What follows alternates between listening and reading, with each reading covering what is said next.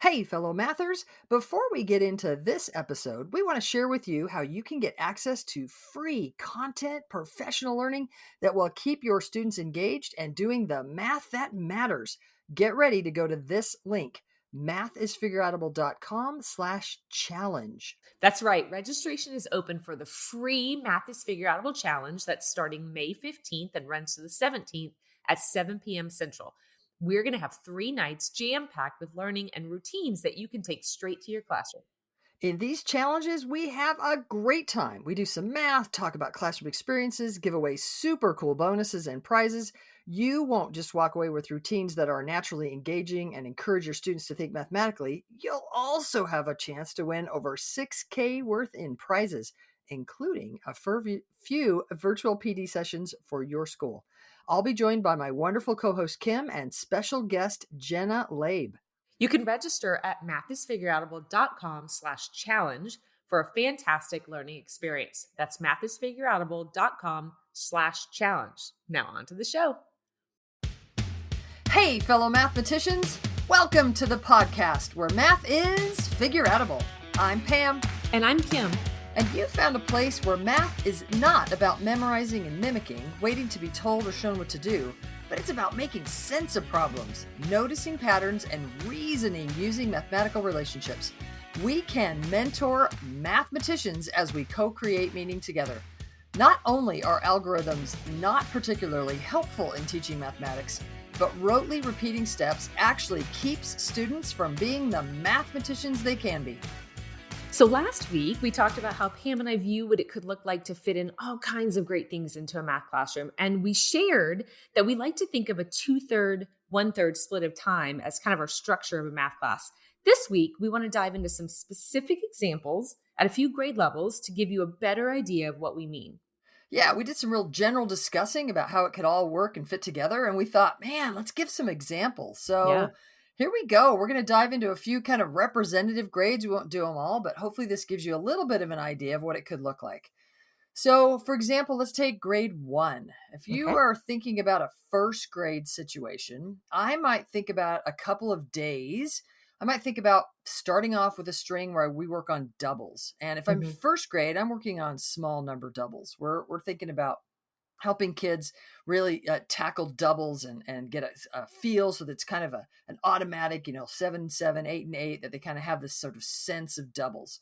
But then we might take from that string, we might dive into a collection, not really a counting collection, because what I want to do is I want to then I want to find halves of things. Mhm. So we might say, hey, we're going to play a game and you need half the deck of cards and you need half the deck of cards. So we're going to work on halving so that we all have this sort of better sense of how we can find halves. And I might give different sets of things to different students and Mhm. have them split it in half. Like make sure you Mhm. have half, make sure your partner has half, and let those kids just dive in. I've done this with first grade students. It's so much fun. It's a really nice way to differentiate because I can give some students who are ready for more experience. I can give them the thumbtacks. Okay, that's maybe not the smartest thing in first grade. Yeah, Probably not a good one. I was trying to think of something there was a lot of. Help Yeah. me. The Post-it notes. Are there a lot of post-it notes? There's a lot of Post-it notes in the set. Yeah. You Okay. could you could buy little stacks, big stacks. Yeah, there's a whole bunch. Okay, I'm Index thinking cards. something where there's a lot so that they have to, or at least more, a Mhm. number that I think that they can really fuss with. But then I might hand a different group of students the markers. And Yeah. like, here's a marker set of 8. And how do you know Mhm. if you have half? Um, Again, I'm being judicious to kind of make sure I'm giving students experiences that are Yep. right on the edge of their zone of proximal development to really move them forward.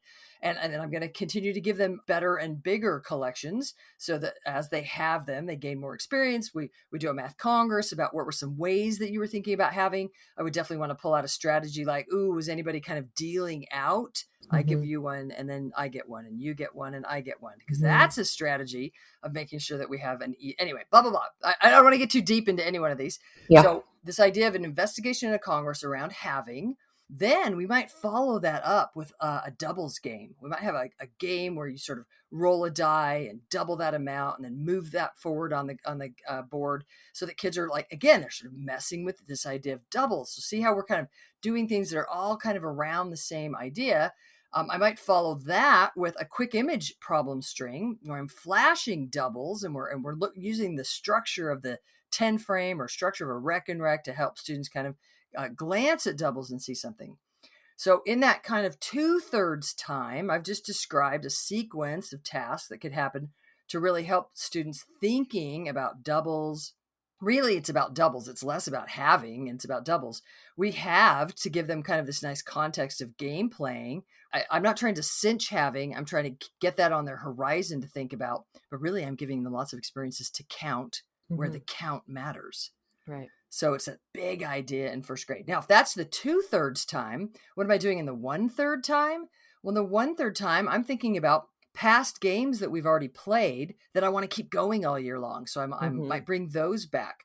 We might be doing count arounds so that we're looking patterns in the base 10 number system. Like, what are things that need to be happening all year long? Really important things.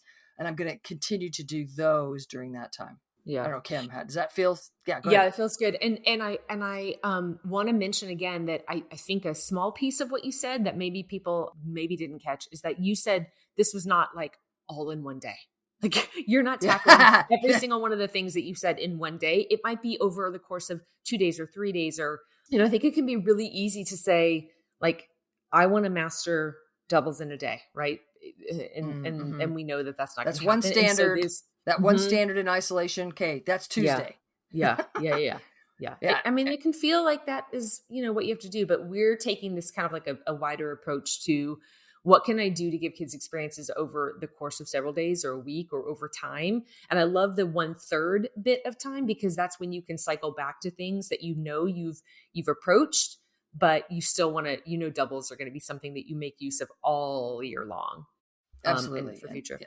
So I was thinking about grade 3 and I kind of was thinking in 2 days, what would a 2-day plan look like for me? And again, it's not that, everything's going to be mastered in 2 days, but I thought, okay, if I'm 3rd grade, addition's kind of a big deal in 3rd grade. Very much so. And we expect kids to come to us as 3rd grade teachers, having some solid addition, but we know that that's not always the case. And then we panic because like we have to tackle multiplication. So I was thinking over the course of a couple of days for a 2/3 time, I might start with I Have You Need. A whole class, just a routine to kind of get some things started moving in their brains. Or they might do it with partners on day 1. And I might do it with partners of 5 and multiples of 10. So 5s and 10s, just to start warming up and saying like, we're going to start doing some thinking within 100. And if you've never heard of I Have You Need, that's just where you say it's if it's partner of 10, you're saying I have 8. What do you need to make 10? And the students are finding those partners of 10. Yeah, but I'm thinking I really am thinking that I'm going to do it partners of 100 by 10s to just bring out the idea of 100 and then just see what's happening. Right. Yeah. Well, I mean, if they never played ever before, then that might be a nice entry point. So then I think I'm going to do a rich task or maybe an open middle activity where students are working with those same partnerships. If I'm moving towards total of 100 or total of 200, it's really important for me in 3rd grade to have kids recognize that if I know 42 and 58, then I know that 142 and 58 is that next 100. I think that's a really essential thing for kids to make sense of, that there's just these partnerships within hundreds. And so I would absolutely spend some time doing some work around that. Let me give you another example. So you're saying like if I know 32 and 68 partner to 100, I also know 332 and 68 partner to 400. Yeah. Nice. I think that's a really big idea. And so I Have You Need, and then I might do an investigation where kids are drawing out possible combinations. And it could be like an open middle, and we treat it like a really rich time where kids are messing with what can they find, and are they looking for any patterns. So that might be like the end of day 1 for me. And then in my 1/3 time on that day, I might be doing something where they're playing close to 20. Or they might be doing, it might be something that I know that I'm eventually going to play close to 100. So I might be introducing some games in a small group type setting. So then the next day I might come back together and I might say, let's do a get to a friendly number string with some numbers where I'm having them look at 27 and saying how much more to the next friendly number. So we're still looking for partnerships of tens and hundreds. And then we're going to have a congress to pull out the patterns that the kids noticed in the thing that they did the day before. Or maybe I can see playing close to 100, which is one of our favorite games. Maybe during the third times, like I said, I'm playing close to 20 or 100 or even 1,000 with Mm-hmm. different groups of students, because I know they need something different. Which is brilliant, right? Because all the kids are playing quote unquote the same game, Yeah. but you've differentiated the total that allows them to gain more experience where they need more experience. Yeah. Yeah. Or in my one third time, I might be, like I mentioned in the last episode, sometimes looking back at work or sometimes doing a problem string with slightly different numbers. If I haven't heard the voice of some of my students in whole group, then I might pull half the class and do a problem string and so that I can like more focus in on what some of my kids are thinking. So, it might all be centered around 100 for a little bit, a couple of days, but we're, like you said, with first grade, if it's doubles is kind of the big idea and how they can use doubles, you're tackling it in a couple of different ways. And I think 100 is crucial in third grade. So Yeah. Hey, really quick, when you said at the end of God, I think it was the one third time. Okay, I'm not even sure when it was, but when you were talking about that you might pull a small group in prep for the next day, oh yeah. can you say more about that? Sure. So if I know that I'm going to play, I'm going to introduce close to 100, which is, one of our favorites. And I know that I'm going to play that game and I'm going to introduce it, maybe whole class. Because we like to do that, play against the class so they really understand how to play, but it's a game that I'm going to play all year long. It's not like a one shot game.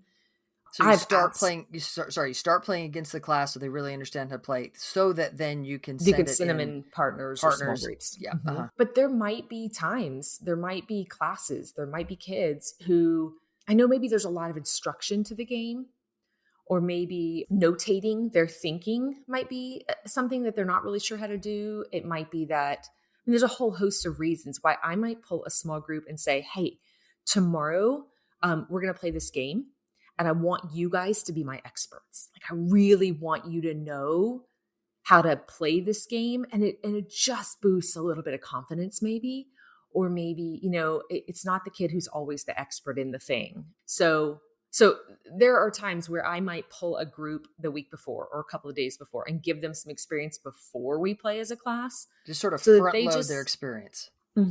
yeah. Yeah. Yeah. And then when you're doing it whole class, because of that, they're able to join in. Yes, I love Yeah, it. and what a wonderful way to give Yep. them that Yeah. experience, that just a little extra experience that they need to then be able to join in. It's nice. Yeah. And I loved it how you couched it as you guys are going to be my experts. Yeah, Yeah. that's cool. Everybody wants to be an expert at some point, right? Yeah, absolutely. All right, I really like that third grade plan centered around Okay. that really big idea. Yeah, nicely done. Okay, so let me give you a little bit about fifth grade too. Yep. All right, fifth grade's good. A lot of this depends on the time of the year because both of us talked about problem strings and games and some rich tasks, and those are, I think, essential for the whole year. But there are times where we're getting towards test taking, I mentioned, Mm-hmm. or we're Mm-hmm. getting towards I've introduced a topic and I feel like I need to spend more time with you on it. So fifth grade, depending on the time of the year, I might start with a multiplication string to just get gears turning. And then we might do an investigation about, say, like how many boxes could they make with 24 chocolates, which of course leads to conversation about volume and later on surface area. Mm-hmm. We have a rich investigation. I might follow up that with a problem string about prime factorization or another one of our favorites, the product game. In the one third time, I might be. So, hey, before you go to one third, Yeah. so that sounds like you're really maybe focusing around either multiplication or volume. Like that sounds like a really fifth grade thing to do, that we're really getting more sophisticated in multiplication. So let's use volume to do that. Oh, and volume is this thing we need to do anyway. Yeah. And so you're sort of kind of everything, you're doing different things, but they're all building toward facility with multiplication and volume. Yeah. I was going to say they're so connected, right? There's so many strategies for multiplication that are going to help so that it's not, here's this formula for volume. Yeah. So in that third time, which is kind of extra, it could be set aside from the 2/3 or it could roll right together. I might be setting up a game or again, maybe an open middle puzzle for the class to work on. I might be saying, okay, today you guys are going to play the product game or the play whatever, pick a game that I've already introduced. And that's, we've gone over the expectations for how that's played. And, here's your partners, or pick your partners, or whatever. And I'm going to pull small groups of students during that time. So, for 20 minutes, you guys are going to play. They know how to play because we've gone over it together. I'm pulling small groups of kids, or maybe I'm free and they're coming to me one-on-one with, hey, I had a chance to look at this assignment that you passed back, and I want to talk about whatever, this thing that I wasn't sure about, or I want to talk to you about this thing that I thought I understood, and maybe I need some more support, or hey, look at me, I did so fabulous on this, and I just want celebrated. So it might be that I'm freer and they just have some kind of back and forth flow between the game and meeting with me. And that game or that task, whatever they're doing at that point, is something centered around a thing is important all year long. And so that's going to be one that you're going to continue to bring back all year. Yeah. And so the kids are like, oh, yeah, like this is a good engaging thing while it frees you up. I'm going to mention one other kind of thing that you might do while it frees you up to circulate and listen in. Right. Yeah, so you get a chance to kind of hear where students are, and that gives you really good information about what you do next. Because now oh, everybody's really mastered this game. There's not a lot of thinking going on anymore. Bam, it's time to move up. Yep, for sure. Yeah, cool. Hey, it seems like we're kind of in an odd grade habit here, because I'm going to go to grade 7. Okay. So we'll just all right. stay odd a little bit here. 1, 3, 5, 7. All right. So in grade 7, what could it look like? I'm thinking that rates are really important. Often non-unit rates are really important in grade 7. And so I might think about doing a rate string. We did a rate string on the podcast not too long ago. I don't know, a couple months ago. Maybe we'll put that in the show notes of when I did that rate string. But, if you're covering 20 feet in 4 seconds, how fast are you going? And then 19 feet in 4 seconds. A string like that, where kids are kind of starting from a non-unit rate to a unit rate, and back and forth and back. They're also getting some really nice division experience as they do that, but they're getting the sense of a speed and what that means. And all of that is sort of front loading for what I know they're going to do later with the slope of a line. So this rate stuff. So I might start with that rate string, and then to continue to do that kind of an idea, I might have them do a motion detector investigations. I love motion detectors. Yeah, it's you one of my favorite things to do in rich tasks. And so I might set them off to do some kind of rich task about, how do I know what a fast or slow rate looks like? If I'm walking fast in front of the CBR, if I'm walking slow in front of the CBR, what do those look like? And how do I know? And how do I make sense of that? We might have a math congress on that sort of leads to generalizing things about rates.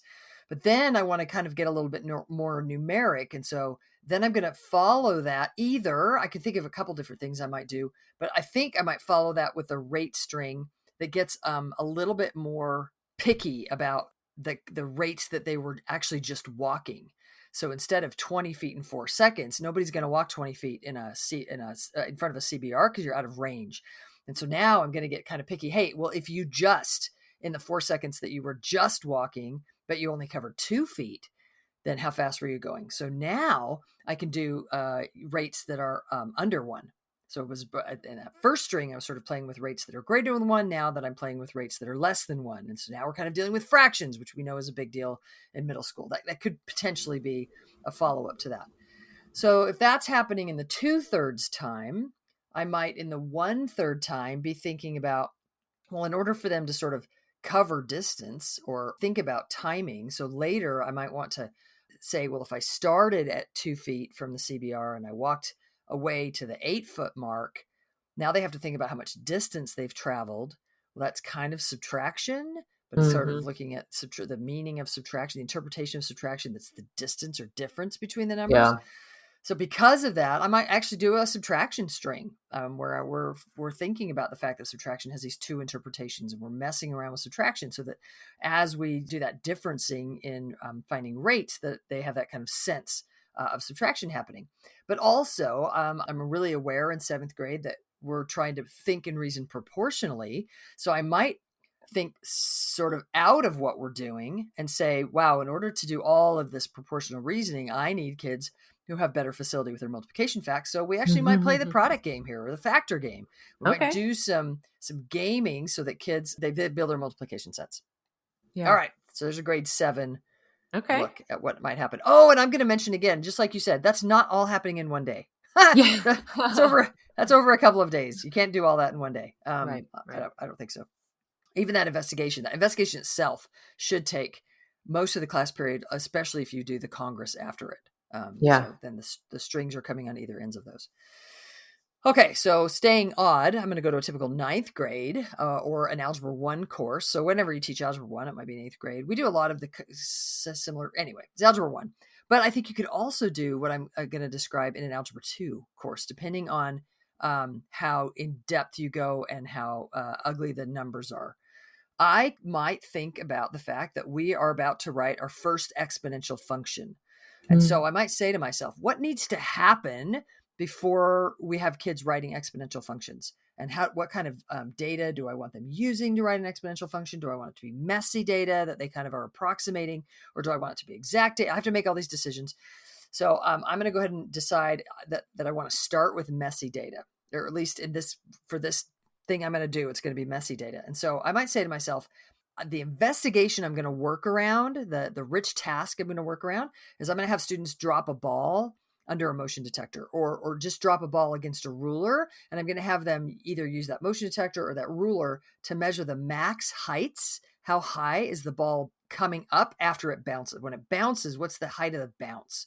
So we drop a ball, maybe a racquetball or a basketball or something that bounces, and we measure the max height of each bounce, and we record that. So now we have, for bounce 1, we have a height, for bounce 2, we have a height, for bounce 3, we have a height. Well, if you can picture a ball bouncing, like as it bounces more often, right? And lower and lower, right? It comes up, not as high every time. So we have sort of this decreasing function. And then I would ask students, like, what do you think that is? And then let's write a function for it. But to get into that, I'm going to be really aware that the multiplier is less than 1, because every time that bounce height is decreasing. And that's weird for kids. That's weird to say that it bounced up 8 feet the first time. I'm just going to use a nice number. And if it only bounced 75% of the time, 75% of the height, then that's like a multiplier of 0.75. That's weird. And so I might say I need to front load that experience with giving the kids just this experience of having them know that a sequence can have a multiplier, but the terms are decreasing. The terms are getting lower every time. So I might do a string to start off with where the multiplier is decreasing. And I might just say, hey, it's just a sequence string. I just give them a sequence of numbers where the numbers are decreasing, and we find the multiplier, and we do some interesting, make the numbers interesting so that they have to think about it. But they already have percolating in their minds that you can have a sequence where the terms are decreasing and it can be multiplicative. And so that multiplier can be less. I know I'm explaining a lot, but that's it. That's a big sticky point. And so I want to have that make sense. So we do the string. So that's percolating in their minds. Then we do the investigation. They actually go drop the balls, measure the things. As I circulate and listen to what they're thinking about, they write their first exponential function. We graph it. We have a congress about not really how they found them, but I might actually put up all the ones they found. So this group had the tennis ball, and this group had the racquetball, and this group had the basketball. And I might say, here are the exponential functions that you found. Now I'd like you to sort them. Which one do you think represents which ball, and how do you know? And so now they're kind of having to ask each other, well, did yours bounce really high? Did you drop it from a high starting point? So communication happens. Kids are making sense of which number in the function means which thing, whether the start height or the return percentage. They're having to make sense of that. And then I might follow that with, hey, y'all, yesterday, or whenever we did it, yesterday, you did this investigation where y'all were finding these different functions. Remind me what this function, what did this number mean? What did that number mean? What did it look like in the graph? What happened with the ball? Okay. All right. We got it. What if I changed it this way? And I just give the new function and I say, what would happen in the graph? Well, let's check it out. We look at the graph. We're like, well, if we change what was that in the scenario? Ooh, if we drop it from a higher bounce, check out how that affected the graph. Check out how that affected the function.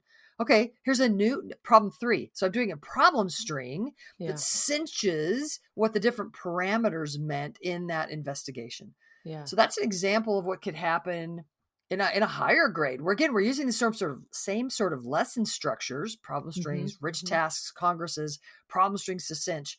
in a way that kind of helps students. I'm aware of our time. The You podcast is just going a dropped little some long. lesson plans for some Algebra 1 teachers. That's Bam! amazing. Bam! Okay, so let me do the same thing for pre-cal. Are you ready? Okay. All If right. you're in a pre-calculus class or someone that's teaching trig, one of my favorite things to teach ever was trig.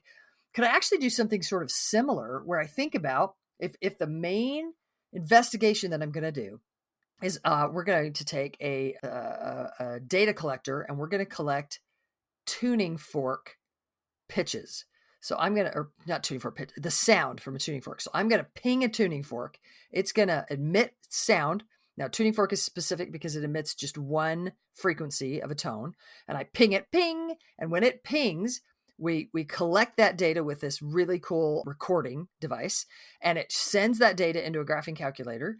And I can see literally the wave. So picture what you think a sound wave looks like, and I literally can see that wave. And I say, all right, y'all, we've been studying sine functions. Write a sinusoidal function to represent this data.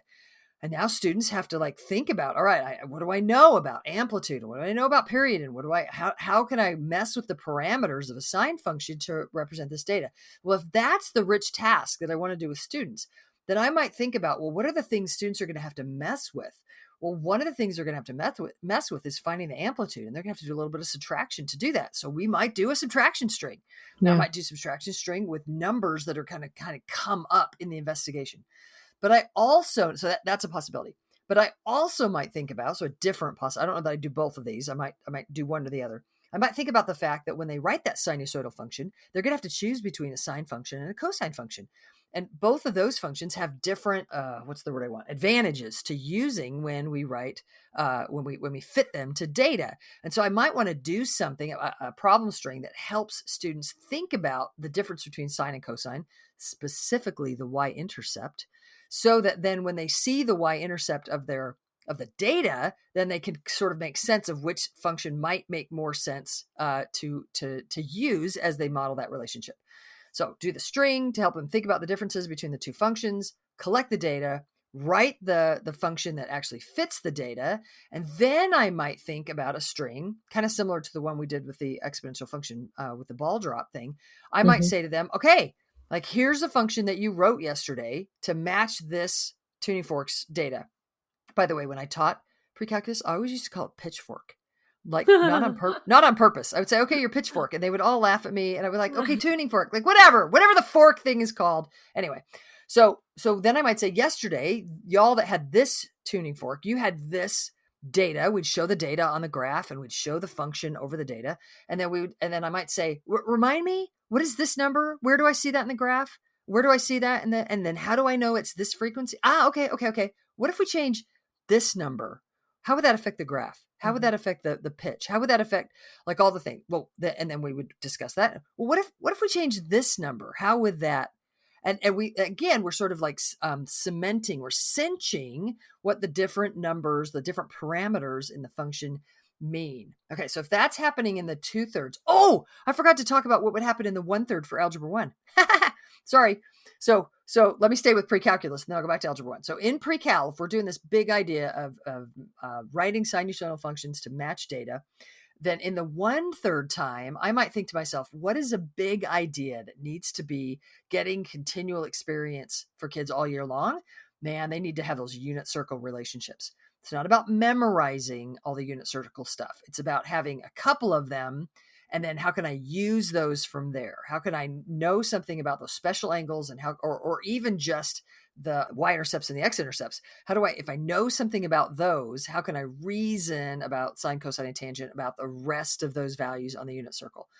So similarly, if I was in Algebra 1, what are some relationships I want to keep going all year long? Well, in that 1/3 time, I might have students doing something with factoring quadratics, which I think I mentioned in the last episode, where I might do this thing where I'm saying, hey, if I give you these two numbers, what numbers could you find that would multiply to this number as a sum, but also simultaneously add to this or sum to this, add or subtract to this sum? So how could I sum to get these from the same two numbers and multiply to get this product? And then that leads towards when we put all the variables and stuff for kids being able to sort of factor quadratics. So those would be some of the things that would be happening in that kind of all year time where I want to keep those things going. And Woo! that's really kind of the heart of the one third time for me, is that we're cycling back, we're getting maybe pre-teaching or revisiting things. And I love that you're talking about doing that at seventh and high school courses as well. So we just tackled sixth grade levels, and that's a lot. And we know Woo! that maybe listeners aren't able to do everything that we just talked about.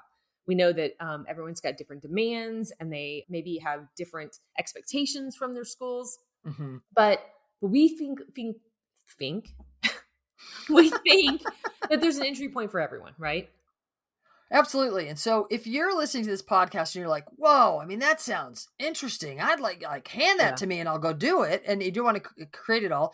We don't think that teachers should be expected to be master teachers and master curriculum writers at the same time. Yeah. So where might you start? What might if you want to dip your toes in and give something a try, just consider carving out some time.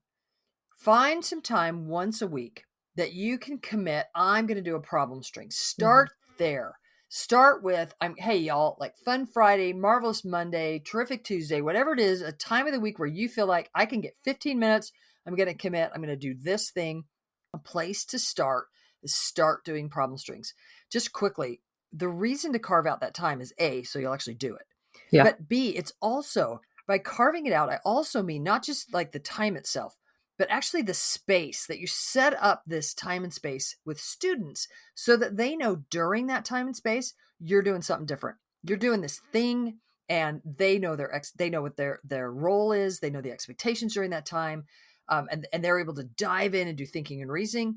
That allows them to feel safe during that time, that they're like, yes, I don't have to worry about anything. I can just like dive in and actually think. I know my job here is to use what I know. But it also protects you a little bit because kids aren't going to be going, hey, miss, I thought we were supposed to like do that thing that, yeah, like, it's not you saying, all right, from ever after, we're going to do this from now on. And then you slip, you forget, go back into I do, we do, just naturally, because that's sort of what you're used to. And now the Mhm. kids are giving you this hard time or whatever. It gives you this carved out time where you're like, during this time, this is going to happen. You get better at it. They get used to it. Then it can start to permeate more and more of what you do. It's interesting. One of the fascinating comments that I keep getting in our message board. So, we have these online workshops that go on, and I'm in the message board interacting with people, answering their questions. I keep getting this interesting comment that teachers and leaders are saying that they finally get to experience all the things, not Yeah. just hear people talk about them. They say, like, Pam, people talk about growth mindset, and they talk about equity, and they talk about discourse, and blah, blah, blah, all the things. And they're like, but Pam, we actually experience it in your Right. workshop. Y'all, Right. I really appreciate that, because they say that it actually is happening naturally, that what they don't see is me saying, y'all, equity is important and discourse is important and growth mindset is important, but they experience that the way I'm teaching is growth mindset, that it is equitable, that you are seeing discourse happen. And then we have this really cool module in our workshops where we sort of step outside and we rewatch some of the clips from what they've just experienced. Right. And we point out, hey, did you notice this was actually a purposeful move I did to have equity happen? This was actually a purposeful move I did that created that discourse, that allowed the sense and a feel of what was happening so that this discourse happened. Or that I just did right now. See how that encouraged the growth mindset that then right here you see a teacher having because of what we just set up. So I think it's a really unique part of our online workshops Mhm. where you do the online workshop and you learn Mhm. the math. And then we take a look back at Yeah. certain specific things and we call out and identify really important things that happen kind of naturally in the workshop.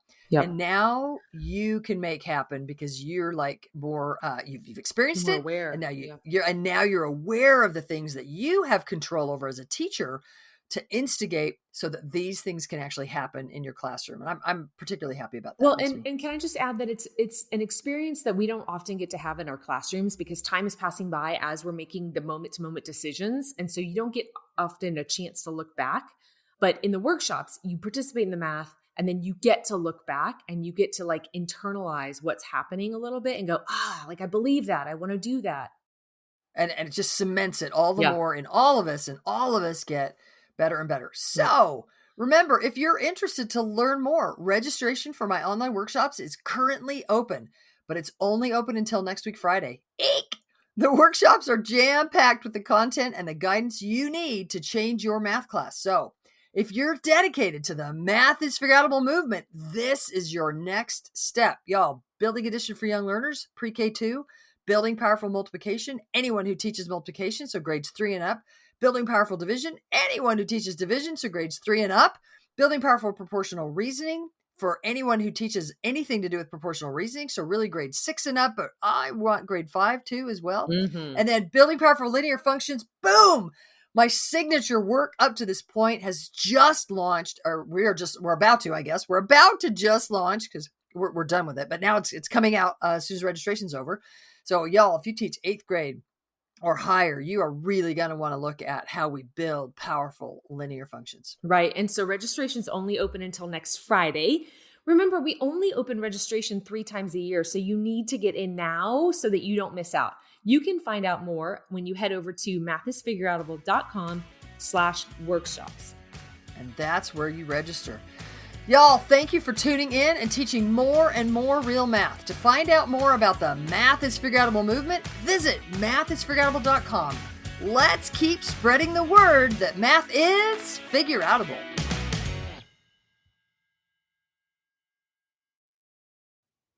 Thank you for listening and making math more figureoutable.